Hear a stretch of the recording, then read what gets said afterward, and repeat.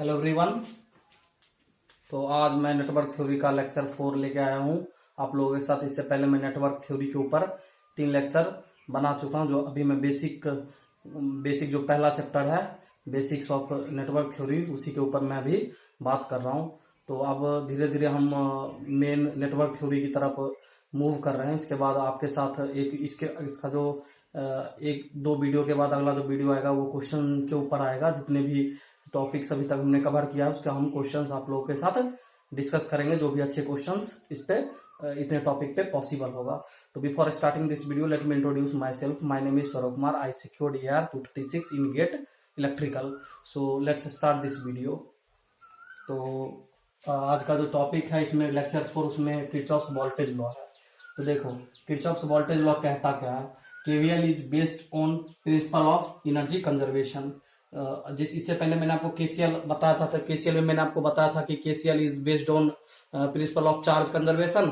उसी तरह जो KVL है, KVL is based on principle of energy conservation.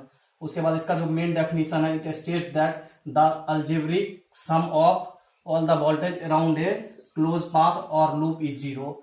जब हम किसी भी क्लोज पाथ में अगर हम KVL लगाते हैं तो उसका जो अल्जेब्रिक सम होगा वोल्टेज का वो जीरो होगा। मैथमेटिकली इसको लिखते हैं summation m equal to 1 to capital M VM is equal to zero. Where जो कैपिटल M है वो है लूप में कितने ब्रांच लगे हुए हैं। तो आपके साथ जैसे मैंने देखो यहाँ पर एक सर्किट लिया है।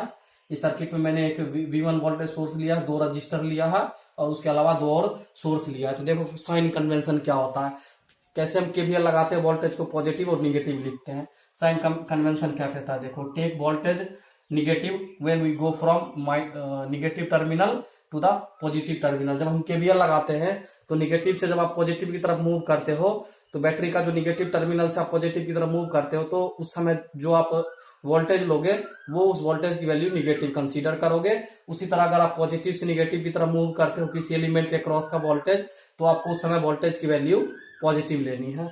तो यहाँ पर आओ, जैसे ये सर्किट है, यहाँ पर मैंने KVL लगाया। देखो ये लूप में मैंने KVL लगाया है और यहाँ पर मैंने KVL का इक्वेशन लिखा है। देखो यहाँ पर निगेटिव टू पॉजिटिव जा रहा है -V1, यहाँ पे पॉजिटिव टू निगेटिव जा रहा है +V1, यहाँ पर निगेटिव टू पॉजिटिव जा रहा है -V3, यहाँ पॉजिटिव टू निगेटिव जा रहा है +V4 और यहाँ पर भी पॉजिटिव टू निगेटिव जा रहा है +V5। उसके बाद मैंने इसको रीअरेंज कर लिया। जो भी टर्म था इधर पॉजिटिव वाला उसको एक साइड और निगेटिव वाले को एक साइड लेके चले गए। उसके बाद ओम्स लॉ लगा के इसके अक्रॉस का वोल्टेज इस करंट के टर्म में मैंने लिख दिया। आप देख पा रहे हैं यहाँ पर मैंने करंट का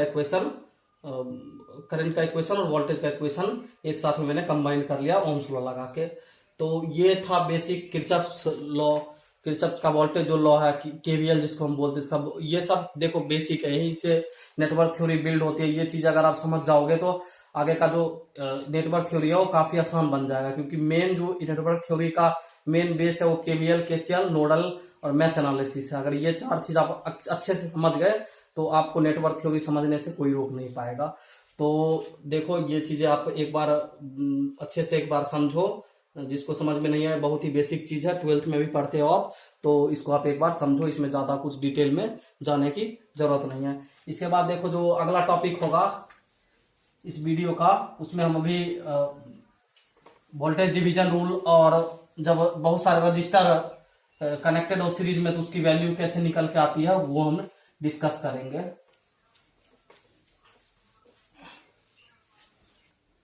तो जो नेक्स्ट हेडिंग डालो, calculation of equivalent resistance in series circuit end voltage division rule. देखो ये दोनों टॉपिक आपको अभी इसमें समझना है। तो सबसे पहले क्या करते हैं, हम एक सर्किट ड्रॉ करते हैं। अभी मैं पहले 2 रजिस्टर के लिए आपके पहले भी हम 2 रजिस्टर के लिए डिस्कस करेंगे। 2 रजिस्टर के बाद इसको हम n रजिस्टर के लिए जनरलाइज कर देंगे। तो देखो ये एक सोर्स है, इसको VS मान लो, ये R1 है, ये R2 है। इसके क्रॉस की वोल्टेज को V1 लेट करो, इसके क्रॉस की वोल्टेज को V2 लेट करो और यहां से करंट आई फ्लो कर रहा है। तो देखो, तो आपको अभी आर इक्विवेलेंट की वैल्यू निकालनी है। तो आप क्या करो कि इस सर्किट में केवीएल लगा लो। तो apply KVL in this circuit. अभी बेसिक जो हमने केवीएल सीखा है उसी को अभी अप्लाई करना इस लूप में, ठीक है। तो अभी बस हमको यहाँ पर केवीएल अप्लाई करना। देखो केवीएल लगाते हैं, कैसे लगाते हैं। यहाँ निगेटिव टू पॉजिटिव जा रहा है वीएस, यहाँ positive to negative plus V1, यहाँ पे positive to negative plus V2 is equal to 0। तो नाउ इसको आप रीअरेंज करोगे तो V1 प्लस V2 आ जाएगा। ये हुआ केवीएल। उसके बाद आपको क्या यूज करना है, आपको ओम्स लॉ यूज करना। देखो इस सर्किट में करंट आई जा रहा है, फ्रॉम ओम्स लॉ आप क्या लिख सकते हो, आप लिख सकते हो V1 is equal to I R1 और V2 is equal to I R2। अब इस इक्वेशन 1 में put V1 and V2 in equation 1। तो VS जो आएगा वो आएगा आई R1 प्लस आई R2। तो आई R1 प्लस R2 निकल के आएगा। अगर मान लो इस सर्किट को अपन क्या करते हैं कि एक सिंगल रेजिस्टेंस से दिखाते हैं, तो ये सर्किट कुछ ऐसा दिखेगा। और ये जो सिंगल रेजिस्टेंस होगा ये आर इक्विवेलेंट होगा, यहाँ से सेम आई करंट फ्लो हो रहा होगा। तो वीएस, इसके लिए आप अगर केवीएल लगाओगे तो वीएस की वैल्यू लिखोगे आई आर इक्विवेलेंट। ये हो गया इक्वेशन 2, ये हो गया इक्वेशन 3। नाउ ना आपको क्या करना, आपको देखो ये दोनों इक्वेशंस कंपेयर करना और कुछ नहीं करना, दोनों इक्वेशन को कंपेयर करना। Now compare equation 2 and 3। यहां पर देखो वीएस सेम है, आई सेम है, वीएस सेम है, आई सेम है, ओनली आर इक्विवेलेंट की वैल्यू क्या निकल के आ जाएगी। आप चाहो तो इस इक्वेशन 1 एंड 2 को डिवाइड भी कर सकते हो, तो यही निकल के आएगा R1 is equal to R equivalent. तो जब दो रजिस्टर सीरीज में लगे होते हैं तो वो मैथमेटिकली वो ऐड हो जाते हैं। तो आप यहाँ देख पा रहे होंगे कि R1 R2 को जब मैंने सीरीज में किया है तो इसका जो इक्विवेलेंट रेजिस्टेंस यहाँ से ये सोर्स जो इक्विवेलेंट रेजिस्टेंस सीन करेगा उसकी वैल्यू आपको R1 प्लस R2 आएगा। तो आप पहले इतना चीज आई थिंक आपको समझ में आ गया। ये बिल्कुल बेसिक अप्रोच है, बिल्कुल बेसिक मैथमेटिक्स से हम लोग जा रहे हैं, कुछ भी इसमें लेंदी नहीं किया जा रहा है। जस्ट आपको केवीएल और ओम्स लॉ का यूज किया जा रहा है इसमें। और आसानी से आप देख पा रहे होंगे कि मैंने आर इक्विवेलेंट की वैल्यू आपके सामने डिराइव करके रख दिया। ये सबको पता होगा कि कैसे आर इक्विवेलेंट की वैल्यू क्या होती है, बट मैंने यहाँ पर आपको एक प्रोसेस से डिराइव करके बता दिया, क्योंकि अभी आप नेटवर्क फर्स्ट टाइम पढ़ रहे हो तो आपको इस तरह से आइडिया होना चाहिए कैसे हम बेसिक से जाते हैं सर्किट को सॉल्व करने के लिए। तो इसके बाद देखो अब जो अब हम इसको एन रजिस्टर के लिए जनरलाइज कर देते हैं। तो मैं इसको मिटा देता हूं। आई होप आप सबने इसको लिख लिया होगा, तो मैं इसको मिटा देता हूं। देखो अब जब एन रजिस्टर होगा तो क्या होगा, यहां पर मैं एन रजिस्टर के लिए सर्किट बना रहा हूं।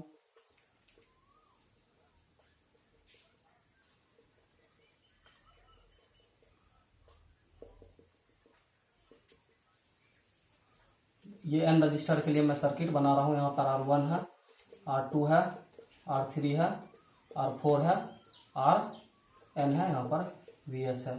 तो यहाँ से जो R इक्विवेलेंट की वैल्यू निकल के आएगी वो आएगी R1 plus R2 plus R3।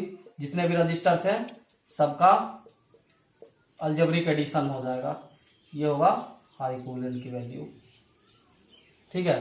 तो आप देख पा रहे होंगे कि कैसे हमने आर इक्विवेलेंट की वैल्यू एन रजिस्टर के लिए ड्राइव किया। ये भी आप सिंपली जैसे मैंने दो रजिस्टर के लिए बताया वो आप ड्राइव कर सकते हो, इसमें कुछ भी नहीं। ओम्स लॉ केवीएल लगाना है, बट दो रजिस्टर के लिए आपको समझ में आ गया तो एन रजिस्टर के लिए भी आप आराम से कर लोगे। तो इसमें कुछ भी नहीं है, बस आपको केवीएल और ओम्स लॉ लगाना है, नथिंग एल्स।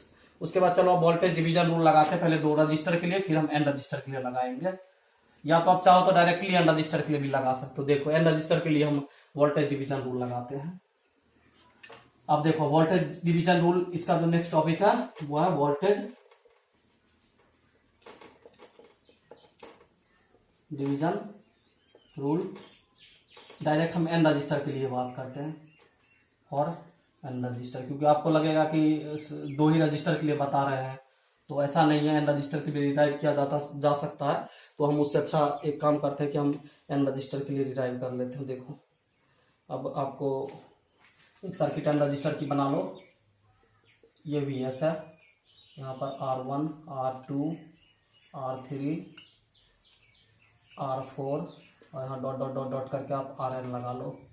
ठीक है, N रजिस्टर से, डॉट डॉट का मतलब यहाँ पर N रजिस्टर है।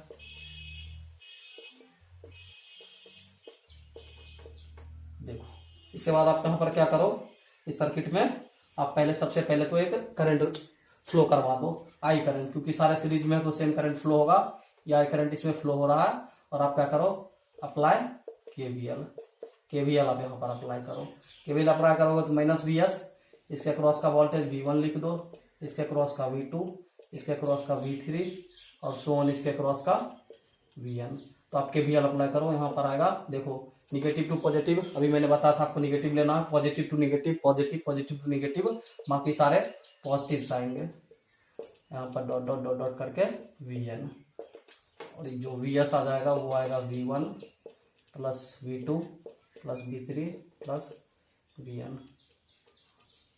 तो यहाँ डॉट डॉट करके आपको VN तक लगाना है। देखो या इसको आप इक्वेशन 1 लेट कर लो। अब यहाँ पर आप लगाओ ओम्स लॉ। ओम्स लॉ से क्या होता है, जितने भी आप वोल्टेज लिखना चाह रहे हो V1, उसको I और रेजिस्टेंस के टर्म में लिख सकते हो। V2 क्या होगा IR2, V3 क्या होगा IR3 एंड VN जो होगा आपका IRN होगा। तो put V1 V2 V3 VN in equation 1। तो आप देखो, आप इक्वेशन 1 में सारे ओम्स लॉ से जो आपने फॉर्मूला, ओम्स लॉ से जो आपने वोल्टेज ड्रॉप निकाला रजिस्टर के क्रॉस, उसको आपको इक्वेशन 1 में पुट करना है। तो जो VS की वैल्यू आ जाएगी वो क्या आएगी, वो आएगी IR1 IR2 IR3 plus dot dot dot dot IRN। यहां से आपको I कॉमन लेना है, और ये R1 R2 R3 plus dot dot RN के टर्म में आपको लिखना है ये VS। देखो ये हो गया इक्वेशन सेकेंड। तो आप इक्वेशन सेकेंड तक आप आ गए। अब देखो आपको क्या करना है, इक्वेशन सेकेंड के बाद आपको क्या करना है कि यहां से इक्वेशन सेकेंड से आपको I की वैल्यू निकालनी है। इस I की वैल्यू को निकाल के अब इन सारे में जो जो वोल्टेज आपको निकालने की नीड है, आपको वहां पर रखने की जरूरत है। तो आप यहाँ ऊपर का जो सर्किट है इसको मैं रब कर रहा हूं, और यहां से हम लोग अब आगे प्रोसीड करते। देखो सिंपल है बिल्कुल। यहां से आप क्या करते हैं, I को आप क्या लिख सकते हैं, I को लिख सकते हो VS divided by R1 R2 R3 dot dot RN। ये आपको लिख सकते हैं VS की वैल्यू। अब put I in V1 V2 V3 VN। तो V1 की वैल्यू क्या आ जाएगी, वो आ जाएगी VS R1 divided by R1 plus R2 plus R3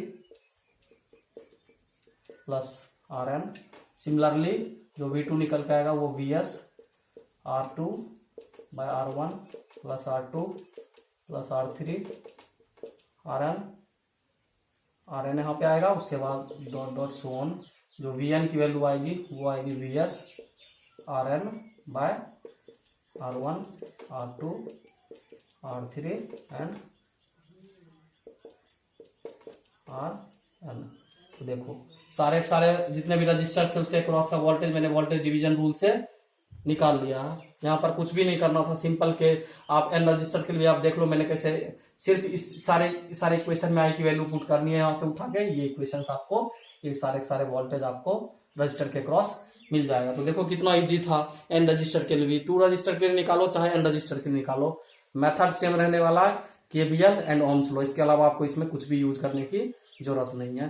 तो बस कितना सिंपल था, मैंने सारे सिंपल स्टेप्स आपको बताए हैं। अब हम नेक्स्ट टॉपिक की तरफ मूव करते हैं। इसमें देखो आपको वोल्टेज डिवीजन रूल केवीएल मैंने बता दिया है। अब नेक्स्ट टॉपिक इसमें देखते हैं क्या है। अब मैं इसको रब कर देता हूं। आई होप कि आपको ये समझ में आ गया होगा और आप अच्छे से नोट कर रहे होंगे। जहां जहां आपको फास्ट लगे एक बार वीडियो को पॉज करके आप लिख लो, फिर उसके बाद आगे वीडियो को प्ले करके आगे आप बढ़ना। तो और वीडियो को आप अंत तक देखा करो कभी भी, क्योंकि सारे कंसेप्ट आपको बीच में मिस नहीं करना। और चैनल को जितने भी लोग जुड़े हुए हैं चैनल को सब्सक्राइब करो, फ्रेंड्स के साथ शेयर करो, बेल आइकन को प्रेस कर लो। काफी वीडियोज इस चैनल पे आते रहते हैं, स्ट्रेटेजी से रिलेटेड, सब्जेक्ट से रिलेटेड, जैसे सिग्नल सिस्टम का भी एक प्लेलिस्ट चल रहा है जिसमें मैं अच्छे अच्छे क्वेश्चंस आप लोगों के चैप्टर वाइज क्वेश्चंस लेके आ रहा हूँ। उसमें सिग्नल के सारे अच्छे अच्छे क्वेश्चन मैं आप लोगों के साथ डिस्कस कर रहा हूँ। तो नेक्स्ट टॉपिक अभी इसमें अब ठीक है। तो इसके बाद मैं पैरेलल रेजिस्टेंस के कंसेप्ट पे जाता हूँ। अभी मैंने सीरीज रेजिस्टेंस बता दिया है, अब आपको मैं पैरेलल रेजिस्टेंस, जब बहुत सारे रेजिस्टेंस पैरेलल में लगे तो उनका इक्विवेलेंट कैसे निकालते हैं और करंट डिवीजन रूल उस केस में कैसे लगाया जाता है वो मैं आप लोगों के साथ अब डिस्कस करने वाला हूँ।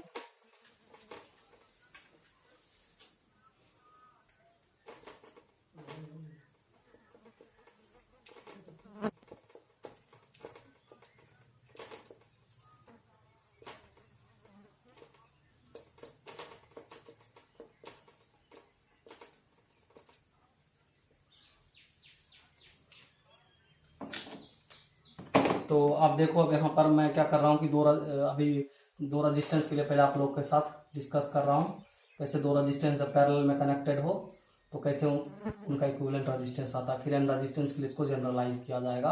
आपको मेथड जो मेथड होगा दो रेजिस्टेंस के लिए भी वही आएगा, और चाहे आप एन रेजिस्टेंस लगा लो तो भी वही आने वाला है। देखो ये R2 है, पैरेलल में क्या होता है कि सारे रेजिस्टेंस क्रॉस की वोल्टेज सेम होती है, जो जिसको मैंने V मान लिया। इससे मान लो कि I2 करंट जा रहा है और इससे I1 करंट जा रहा है। तो आप क्या लिख सकते हो, आप लिख सकते हो I1 को क्या लिख सकते हो ओम्स लॉ से V by R1, and I2 को आप लिख सकते हो V बाय R2। ठीक है। उसके बाद apply KCL eight node, apply KCL eight node. ये जो नोड है, ये वाला नोड, इस पे आप इसको ग्राउंड मान के आप इसको KCL अप्लाई करो तो क्या होगा। देखो IS नोड की तरफ जा रहा है और I1 I2 नोड से नीचे की तरफ आ रहा है। तो अगर आपने IS को पॉजिटिव माना है तो I1 और I2 को निगेटिव लेना पड़ेगा, और इनका जो अलजेब्रिक सम होता है KCL के हिसाब से वो क्या होता है, 0 होता है। तो जो IS की वैल्यू आएगी वो I1 प्लस I2 के बराबर आएगी। इतना आ गया। अब आप क्या करो कि I1 I2 की वैल्यू VS के टर्म में इस इक्वेशन में पुट कर दो। तो यहाँ पे आ जाएगा V by R1 plus V by R2, ये हो गई IS। यहाँ पर आप V को कॉमन निकाल लो, यहाँ पे R1 प्लस 1 बाय R2 आएगा। ये आया आपका IS और R1 R2 में रिलेशन। अगर मैं क्या करूं, इस सर्किट को मैं एक सिंगल रजिस्टर से दिखा दूं तो आप ऐसे लिख सकते हो। और पैरेलल में क्या होता है कि वोल्टेज सेम रहता है, ये R इक्विवेलेंट होगा और यहाँ की जो वोल्टेज होगी वो सेम होगी IS।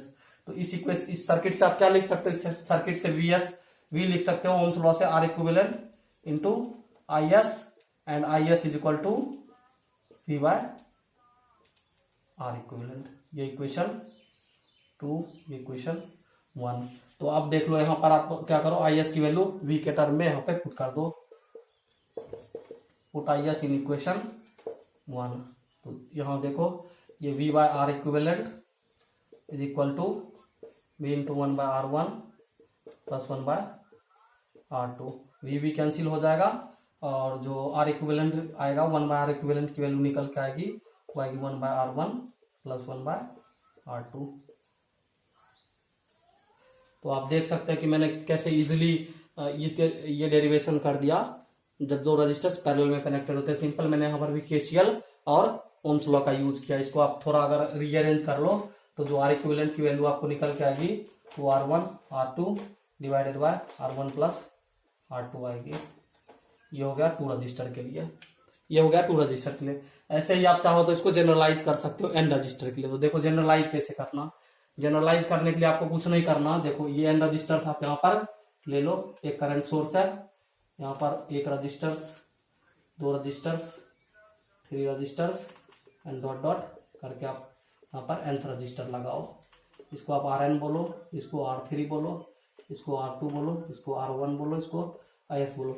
सेम इसमें भी देखो पैरेलल में सारे वोल्टेज सेम रहेंगे और आपको KCL and only Ohm's law लगाना है। तो यहाँ पर जो R इक्विवेलेंट की वैल्यू निकल के आएगी 1 बाय R इक्विवेलेंट जो आएगी वो आएगी 1 by R1, 1 by R2 plus 1 by R3 and so on 1 by RN।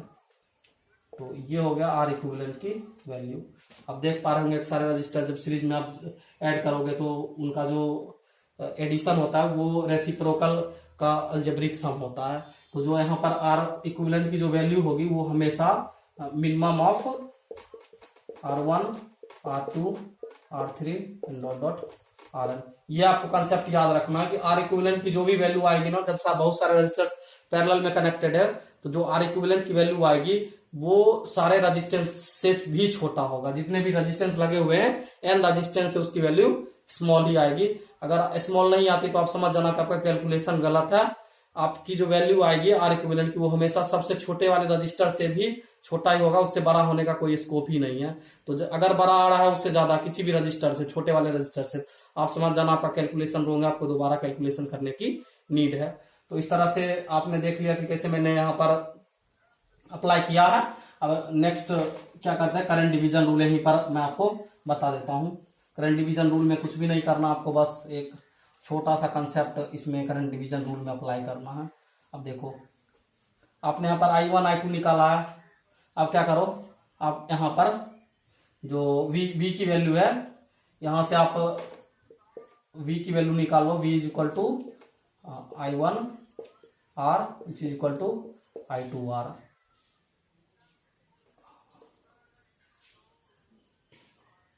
I1 R होगा और I2 R2 होगा। अब इस इक्वेशन में बारी बारी से V की वैल्यू एक बार आप I1 R1 पुट करो, एक बार I2 R2 पुट करो, उसके बाद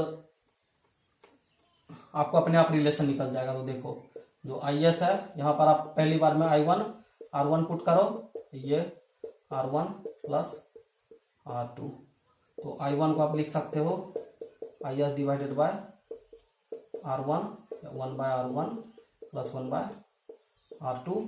ऊपर आप, मैं थोड़ा ऊपर यहाँ लिख रहा हूँ, इसका जो फाइनल आंसर है जो I1 निकल के आएगा वो आएगा आपको R1 into IS divided by 1 by R1 plus 1 by R2। Similarly जो I2 निकल के आएगा वो आएगा 1 by R2 IS divided by 1 by R1 plus 1 by R2। ये करंट डिवीजन रूल से जो आपकी करंट की वैल्यू आती है निकल के, जब आप करंट डिवीजन रूल अप्लाई करते हो तो ये फॉर्मूला आपको निकल के आता है। इसके बाद आपको क्या करना है कि आप इसी तरह से एन रजिस्टर के लिए जनरलाइज कर सकते हो। जैसे 2 रजिस्टर के इसमें भी KCL एंड ओम्स लॉ लगाना था और कुछ भी नहीं करना था। सेम सर्किट को मैंने यहां तक किया हुआ था, तो बस आपको यहां से आगे का प्रोसीजर बता दिया कैसे निकल के आए। उसी तरह आपके पास अगर एन रजिस्टर्स हो तो करंट डिवीजन का जो फॉर्मूला आएगा मैं आपके साथ डायरेक्ट लिख देता हूँ। मेथड्स आपको मैंने बता दिए कैसे आपको अगर एन रजिस्टर के लिए डिराइव करना तो आप कैसे ड्राइव कर सकते हो। सेमेस्टर एग्जाम में कभी कभी ये सवाल आता है, गेट में तो डेरिवेशन नहीं आएगा आपको डायरेक्ट, लेकिन करंट डिवीजन रूल और करंट वोल्टेज डिवीजन रूल ये दोनों बहुत ही ज्यादा इंपॉर्टेंट है एग्जाम के लिए। ये दोनों रूल्स का यूज काफी आपको मल्टीपल टाइम्स पूरे इलेक्ट्रिकल इंजीनियरिंग, इलेक्ट्रॉनिक्स इंजीनियरिंग, उसके बाद इंस्ट्रूमेंटेशन में हर एक सब्जेक्ट में आपको देखने को मिलेगा। चाहे आप मशीन ले लो, पावर सिस्टम ले लो, पावर इलेक्ट्रॉनिक्स ले लो, हर जगह आपको करंट डिवीजन वोल्टेज डिवीजन तो आएगा ही। तो इसलिए इस रूल को आप अच्छे से एक बार समझ लो। आप देख लो, मैं क्या करता हूं, एन रजिस्टर को अगर लगा दूं पैरेलल में,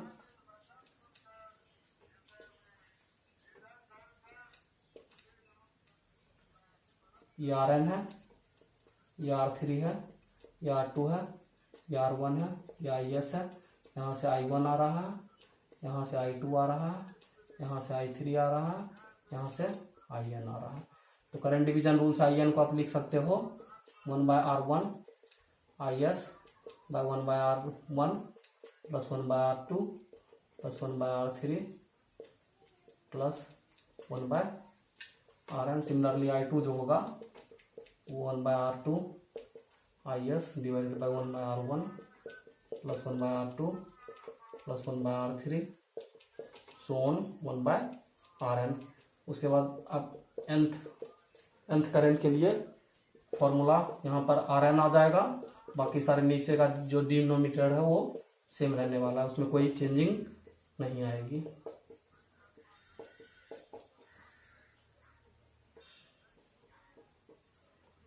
यहाँ पर आपको ये सारे फॉर्मूलेज आपको याद रखने हैं करंट डिवीजन रूल में।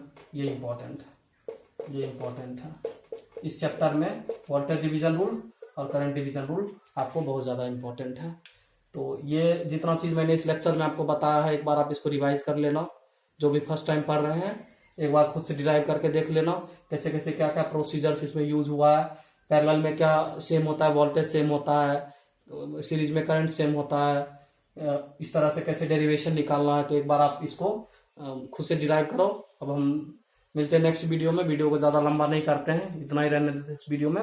फिर नेक्स्ट वीडियो में यहाँ से जो आगे का टॉपिक है star delta transformation, source transformation, इसके ऊपर हम लोग डिस्कशन करेंगे। तो जितने भी लोग जुड़े हुए हैं इस वीडियो में, चैनल को सब्सक्राइब कर लो, इस बेल आइकन दबा लो और प्लेलिस्ट को सेव कर लो। अभी से ये कंटिन्यू आपके साथ एक एक टॉपिक यहाँ पर डिस्कस किया जाएगा, इतने ही डेप्थ में डिस्कस किया जाएगा और क्वेश्चंस भी जबरदस्त आपको नेटवर्क थ्योरी के कराए जाएंगे, आपको मजा आ जाएगा। तो इस वीडियो को लाइक करो, शेयर करो और चैनल को सब्सक्राइब कर लो। मिलते हैं नेक्स्ट वीडियो में। Thank you for watching.